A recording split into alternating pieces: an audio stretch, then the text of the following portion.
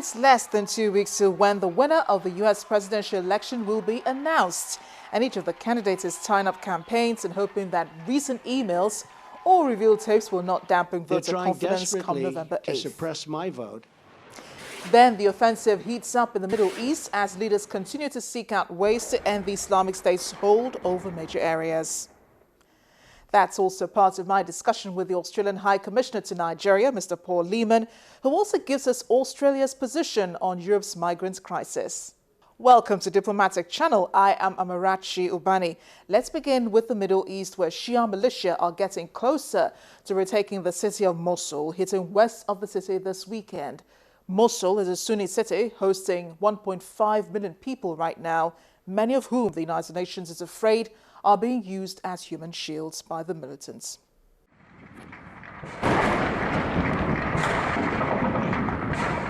The offensive has not let up in Syria. A video posted online shows government forces heavily bombarding an area of rebel-held western Aleppo on Saturday.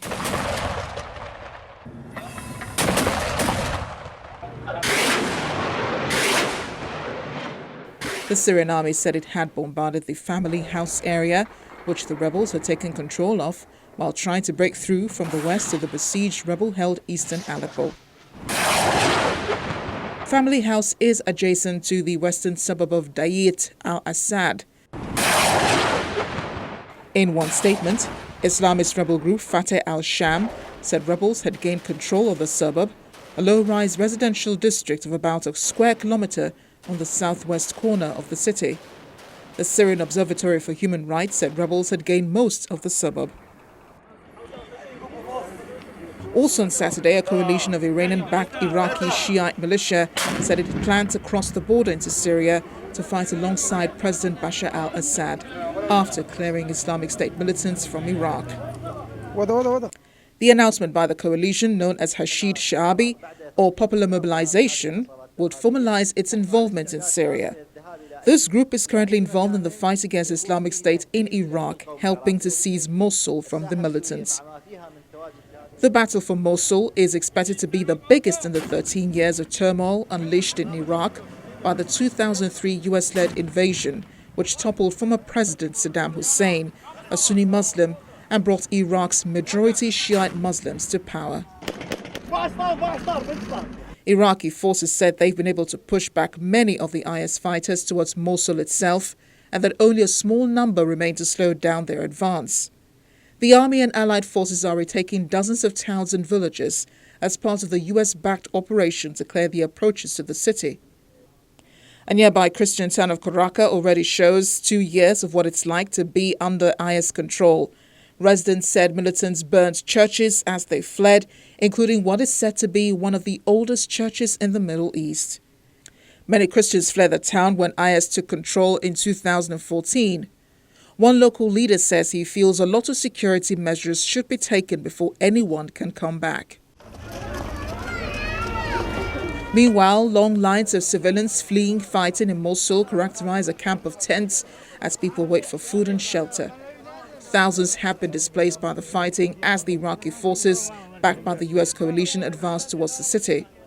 Many walked or drove for hours from the village of Abu Jakboa, carrying their most precious possessions until they reached the newly established Kazar refugee camp located west of Erbil. They reported that women and children were forced to walk as human shields alongside retreating Islamic State fighters as they withdrew into the city last week.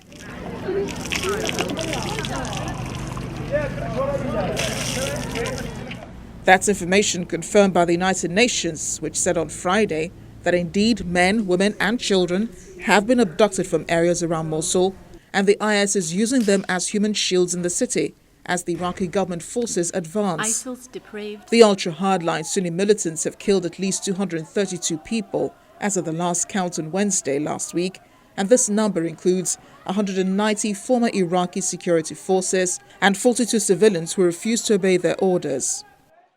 ISIL's depraved, cowardly strategy is to attempt to use the presence of civilian hostages to render certain points, areas, or military forces immune from military operations effectively using tens of thousands of women, men, and children as human shields. The United Nations says the fighting could send up to 1 million people fleeing to camps like this one.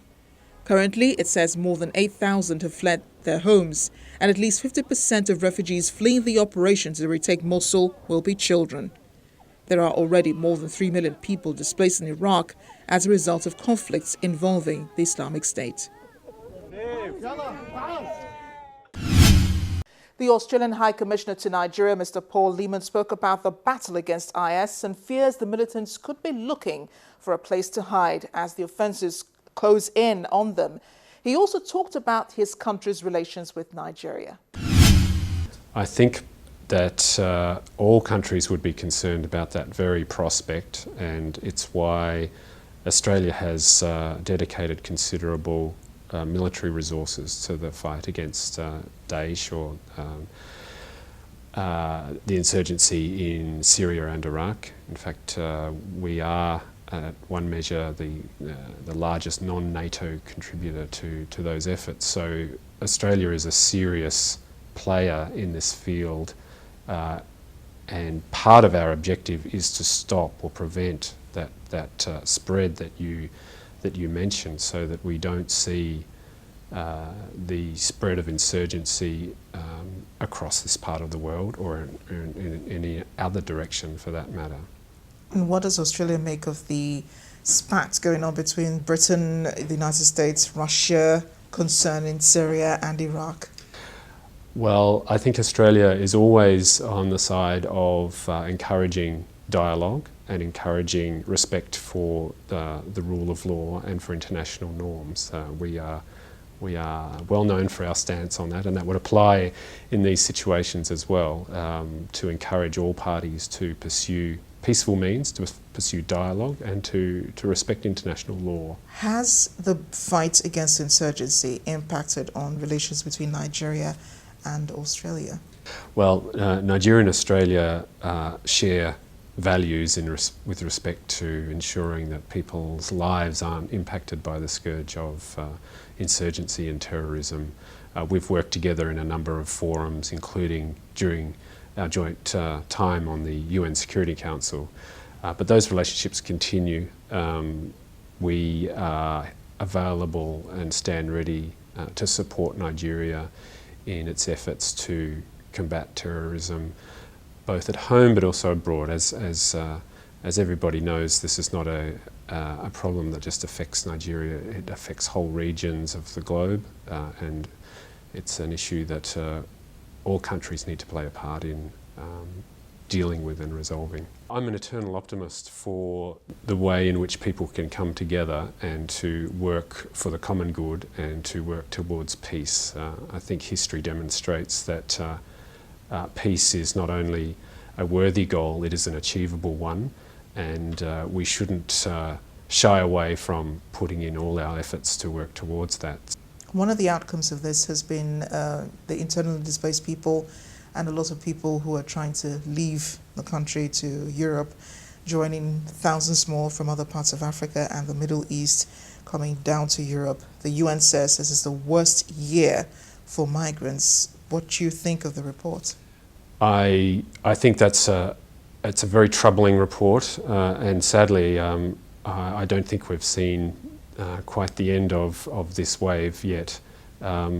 It's why Australia has always been very strong in its efforts to make sure that the illegal trade in people smuggling is stopped at its source, preferably, but also in order to dissuade people from embarking on these dangerous and often deadly voyages, to encourage countries to look at ways in which they can encourage people to stay, and that comes back to our earlier discussion about economic development and the pursuit of peace and reconciliation at home. So it's a multifaceted effort, if you like, to encourage people to see the benefits of staying at home and investing their talents and their energies in their own country, as much as sort of preventing them from leaving.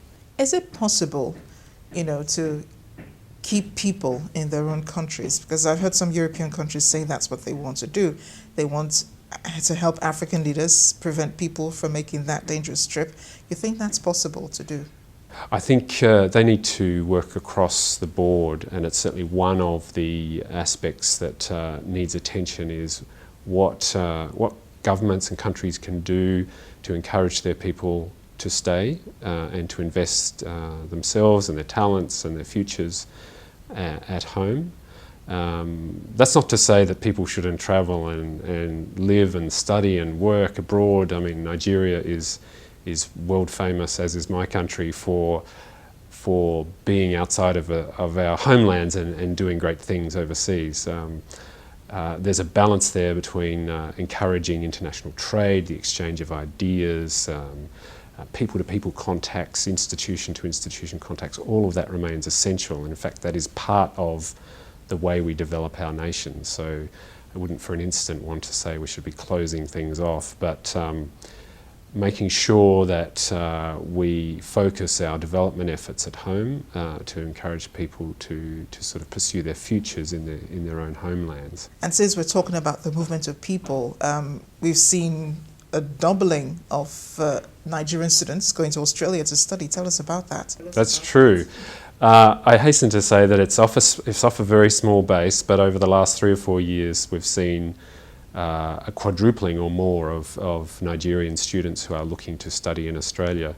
Your viewers may be interested to know that Australia is the third largest number of foreign students anywhere in the world, after the UK and the United States. So we have quite an established system to cater for international students with that very large student body, and increasingly the numbers from the African continent and from Nigeria, students and their families are seeing the value that the Australian education system can offer. So we certainly welcome Nigerian students. We have many things in common that I think make the transition between our two countries quite easy for Nigeria, not the least of which is language, but culturally the divide might not always be as wide as we might imagine. Right. Britain begins formal exit of the European Union in March next year, according to Prime Minister Theresa May. What does Australia make of what's going on with Europe and Britain, a founding member of the EU?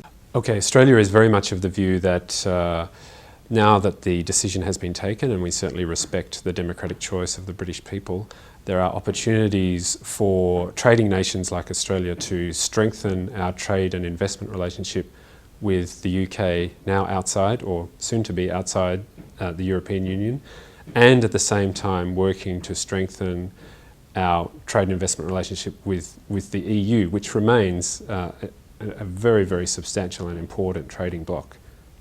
Finally, as we look forward to the elections in the United States, a lot of us in Africa here are on the edges of our seats waiting to see the outcome of the results.